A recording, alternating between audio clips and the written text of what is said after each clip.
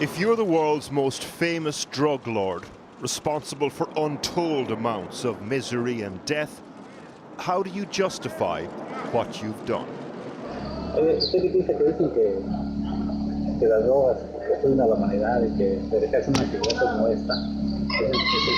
Joaquin El Chapo Guzman competes with a cockerel on one of his farms. Bueno, eso es una realidad. And offers us this. Que las drogas destruyen. Desgraciadamente, como le comento, por donde yo me crié, pues no había otra manera ni hay de sobrevivir y pues. Then a reminder, this is no farmhand in a flamboyant shirt. A member of his private army wanders into shot. No había otro camino como contarla. We'll come to the bizarre story of this interview in a moment, but first, over the weekend, a gun battle in the city of Los Mochis, a joint US-Mexican operation caught El Chapo hiding out in a sewer.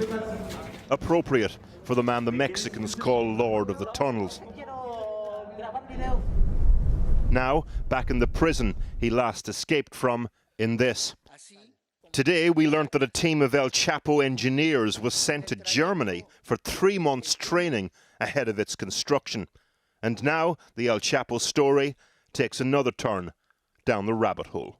Quiero dejar en claro el contenido de esta entrevista es exclusivo para la señorita Kay del Castillo y el señor Penn. Turns out the new interview with Rolling Stone magazine was brokered by the American actor with the help of... We don't need them to complete our pretty pictures. Mexican actor Kate del Castillo. The people will be very sympathetic. Both actors have been critical about the effectiveness of the US and Mexican war on drugs. Penn met El Chapo in September while he was still on the run. His article in the magazine describes driving through an army checkpoint with one of El Chapo's lieutenants, for example. We arrive at a military checkpoint. 2 uniformed government soldiers back away, looking embarrassed, and wave us through. The article is in fact quite a clever analysis of the war on drugs, but it has its moments of moral relativism as well.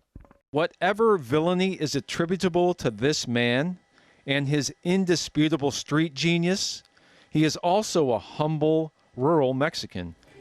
Mexican officials said they were aware of the October meeting between Penn, Del Castillo and El Chapo and were considering an investigation into the actors.